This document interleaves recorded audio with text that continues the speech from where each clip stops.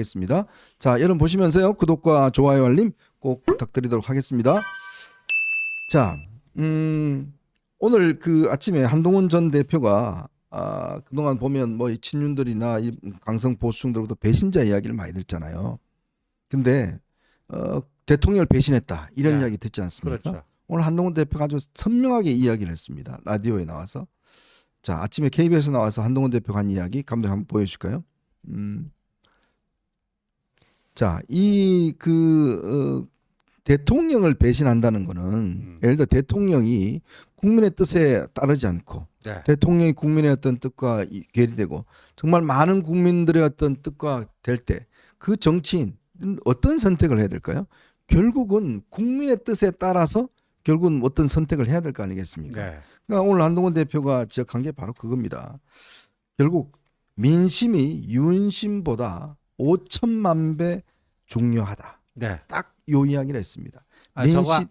민심이 윤심보다 5천만 배 중요하다. 네. 저 이야기가 무슨 의미일까요? 그렇죠. 그러니까 당신은 왜 배신을 때렸느냐, 윤 대통령을 왜 배신했느냐 그건데 거기에 대한 한동훈의 대답은 대한민국에서는 윤심보다 민심이 5천만 배. 그 5천만이라는 숫자는 어디서 나왔냐면 우리 국민 인구수가 5천만 정도 되지 않습니까? 그러니까 윤석열이라는 사람도 그 완화부 됩니다. 그 정치인은 공인이니까 민심을 받드는 거지 윤심을 받드는 게 아니다. 분명하게 얘기했어요. 이제 앞으로 뭐 더 이상 뭐 배신자 뭐다 할 때는요. 이제 저 한마디로 다 이제 끝납니다. 네. 더 한마디로 끝나요.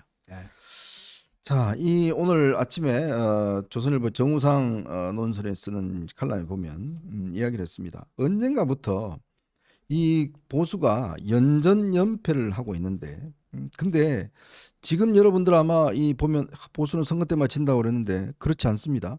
바로 2022년 6월 1일 당시 지방선거 압승을 했습니다. 네. 압승을 했고 당시에 그 지방선거 때 서울 강서구청장 선거에서는 2.6%포인트 차이로 그때 승리를 했어요.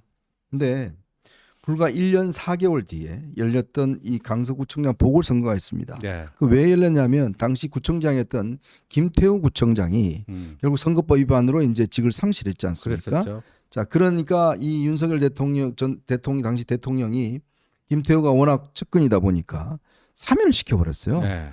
그래서 그 선거에 내보냈습니다. 맞아요. 진짜 제가 그때도 기억이 나는데 저희가 아마 이 방송에서도 꽤 그 문제에 대해 지적을 했었는데. 기억납니다. 근데 결국 그렇게 선거가 어떻게 됐죠? 17.2%포인트 차로 졌어요.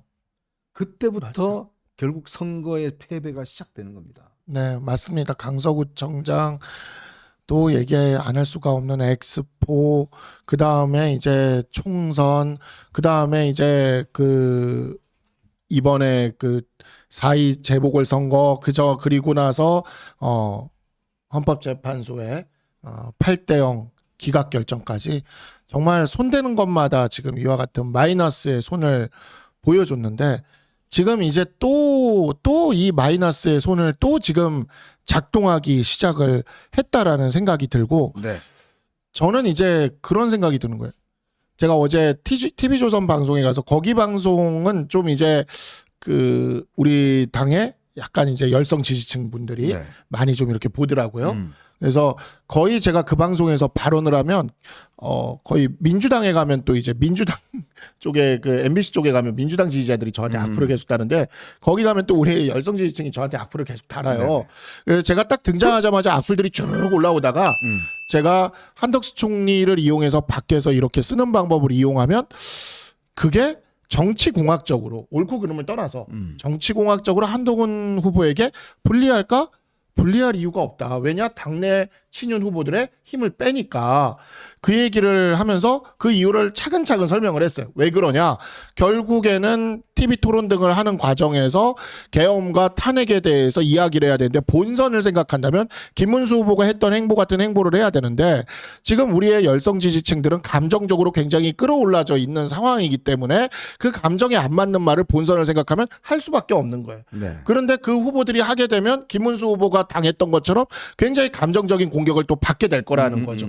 그렇게 되는 사이에 이제 밖에서 한덕수 후보는 친윤들의 옹립을 받아서 이렇게 있게 되면 결국에는 한덕수 후보를 기다리는 사람들이 이 전당대회에 열성적으로 참여하지 않게 되고 그 과정에서 한동훈 후보는 반사적으로 이익을 누릴 수밖에 없는 그런 상황이다라는 거를 제가 차분히 분석을 했더니 정말 우리 열성 지지층 분들께서 한덕수 후보에 대해서 그거를 옹립하는 거에 대해서 비난하는 분, 아니야 한덕수 후보를 옹립해야 된다는 분들로 나눠져서 댓글이 엉망진창으로 싸움을 하고 있더라고요.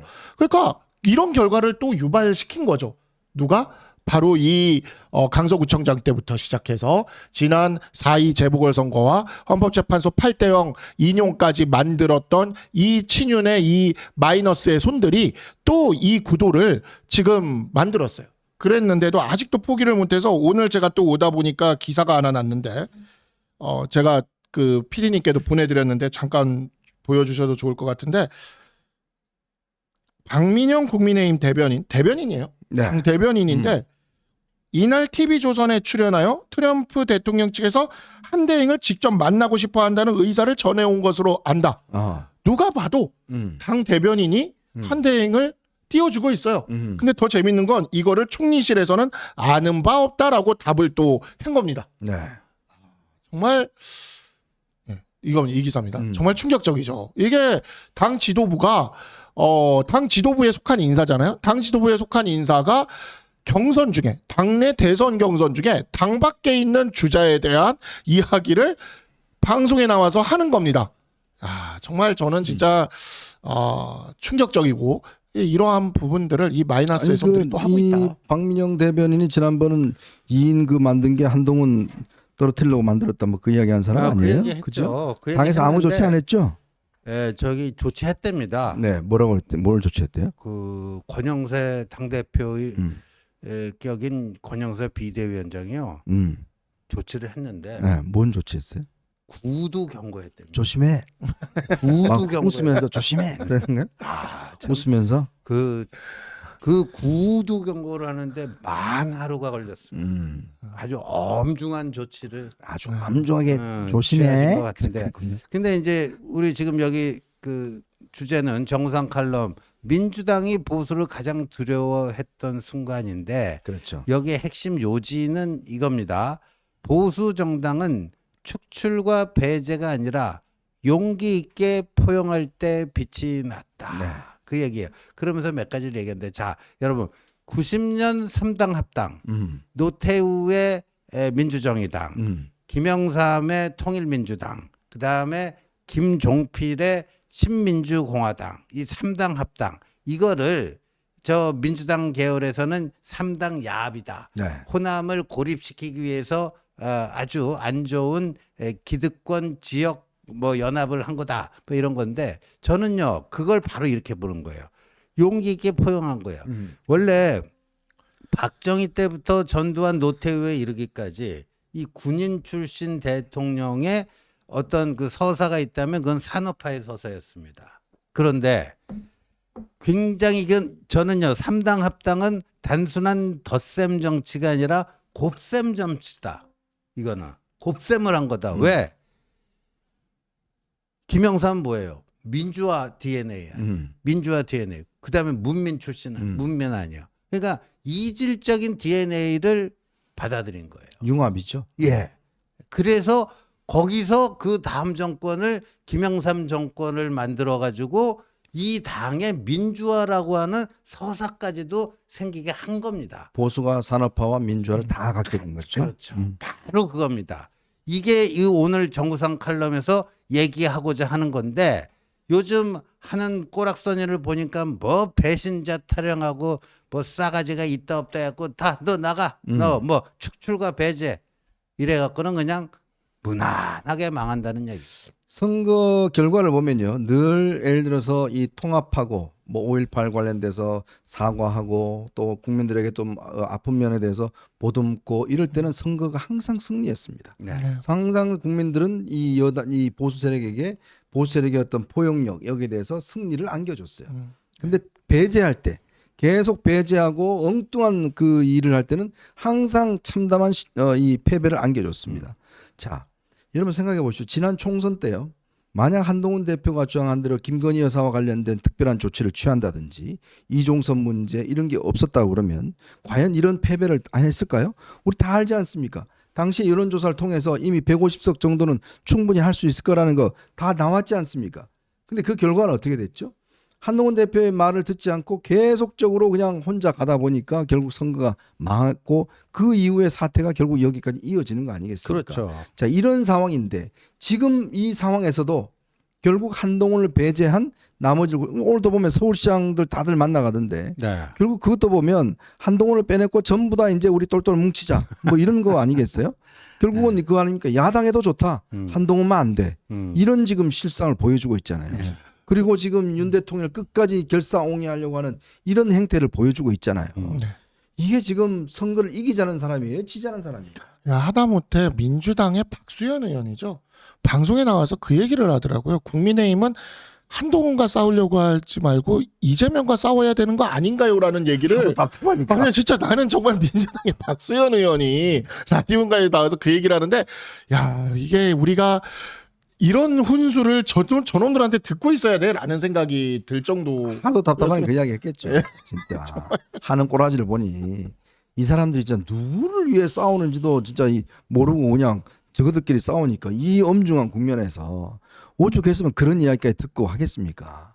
그러니까 참 이게 보면 이런 지금 뭐 칼럼 등등 내용을 보면 이게 단순합니다. 이건 뭐 정말 초등학생도 이해할 수 있는 이야기예요. 결국은 배제하지 않고 포용하고 합했을 때 힘을 합하고 그거 했을 때는 결국 승리하고 그렇지 않고 패배한다. 이거는 정말 당연한 논리고 당연한 로직이거든요. 그렇죠. 그걸 지금 안 가겠다는 거 아니겠습니까?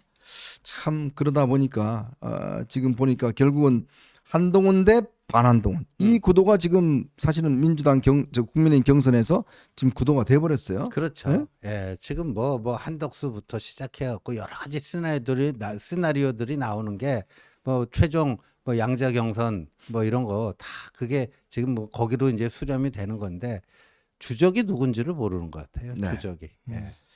자, 그래서 오늘 이제 한동훈 전 대표는 오늘 이제 그 대구로 내려갔습니다. 대구로 내려가서 특히 대구가 어떤 곳입니까? 사실은 대구가 이 보수의 심장. 심장이라고 이야기를 하지 않습니까? 근데 저는 대구의 여론이 뭐 배신자다 뭐다 그러는데 저는 별로 동의하지 않습니다. 대구 분들은요 항상 전략적 선택을 해왔습니다. 예전에 이준석이 당시에 이제 내려가서 박근혜 전 탄핵에 대해서 정면 돌파했을 때 대구 분들 이준석 뽑아줬어요. 그럼요. 그런 정도로 전략적 판단을 하는 분들이에요. 오늘 보시면 이제 한동훈 대표가 오늘은 한동훈 대표의 굉장히 중요한 날입니다. 왜? 오늘은 사실은 대구의 심장부로 들어가는 거거든요. 그렇죠. 네. 가서 대구 분들하고 직접 만나고 여론을 조성하는 것인데, 자 감독님 그 오늘 그 지금 영상이 우리가 볼 수 있을까요? 네네. 네, 영상이 지금 네, 영상은 잘 안 좀, 된다고 그러네요. 잘 안 되니까 그건 따로 저희가 나중에 좀 해드리도록 하겠습니다. 결국은 한동훈 대표가 오늘 가서 결국 이 저 배신자 아닙니다. 그리고 진짜 배신자들은 선거를 계속 패배하려고 하는 사람들. 이 사람들이 저 배신자가 아닙니까? 그 이야기를 하고 싶은 것 같아요. 이제 대구 경북에서 우리가 뒤집어질 때 보수 정치의 변화가 옵니다. 지난번에 그 이준석 대표가 당대표로 됐던 그 전당대회도 사실 오랫동안 우리가 박근혜 대통령 탄핵 이후에 우리 보수가 많이 헤매고 있었죠. 그렇게 헤매고 있다가 이준석 대표가 그때 대구 경북에서 연설을 하면서 탄핵의 강을 건너야 한다라는 그 유명한 연설을 했죠. 네. 그때 근데 그거를 대구 경북 시민들이 받아줬어요. 대구 경북의 우리 당원들이 그걸 받아주고 30대 당대표라는 걸 배출시키고 이준석 대표를 배출하면서 윤석열 대통령을 그것도 문재인 정부의 검찰총장을 우리 후보로 이렇게 데려올 수 있는 그 가능성을 열어줘 버린 거죠. 그 가능성을 열어준 게 이제 이 대구 경북 지역인데 오늘 지금 대구 경북이 거의 뭐 휘딱 디비졌다 할 정도로 완전히 디비진 그런 상황을 지금 보여주면서 한동훈 후보에 대한 열렬한 지지를 현장에서 보여주고 있는데 사실 그 아들이 정치를 하니까 아직 저희 부모님이 사실 대구에서 만나가지고 네. 결혼을 하셨거든요. 그래가지고 외가도 제가 대구에 있고 그러다 보니까 이 아들이 정치를 하니까 저희 부모님이 이제 대구 경북에 한 번씩 부모님이 민생 탐방 형식으로 아하. 갔다가 오시는 네. 거예요. 그런 다음에 저한테 전화가 와요. 이래 오는데 이제 솔직히 이제 계엄하고 탄핵 직후에 그때 이제 대구 경북에 가면 진짜 솔직히 분위기가 배신자다 뭐 이런 게 있었다 그래요. 네. 근데 최근에 이제 봄바람이 불면서 다녀오신 다음에 뭐 서문시장이든 압산공원이든 뭐 이런 데 이제 다녀오신 다음에 네. 얘기를 하시는 게 바뀌고 있다. 음. 그 얘기를 하시더라고요. 네. 바닥 민심이 바뀌는 게 보인다라고 얘기를 하는데 오늘 그 바뀌는 민심이 좀 드러나고 있다라고 생각을 합니다. 자, 어쨌건 분위기가 이제 좀 많이 달라질 것 같습니다. 달라지고 또 국민들도 이제는 전략적 판단을 내리실 때가 아닌가라는 그런 생각이 듭니다. 자, 이런 상황에서요. 참 요즘 민주당이 놀았습니다. 왜? 이제 더 이상 국민의힘 공격 안 해도 되겠네. 알아서 무너지네. 이런 이야기가 나오고 있습니다. 자, 그 이야기가 무슨 이야기인지 한번 살펴보도록 하겠습니다. 자, 저희는 이제 세 번째 이슈로 한번 넘어가 보겠습니다. 여러분 보시면서 구독과 좋아요 알림 꼭 부탁드리도록 하겠습니다.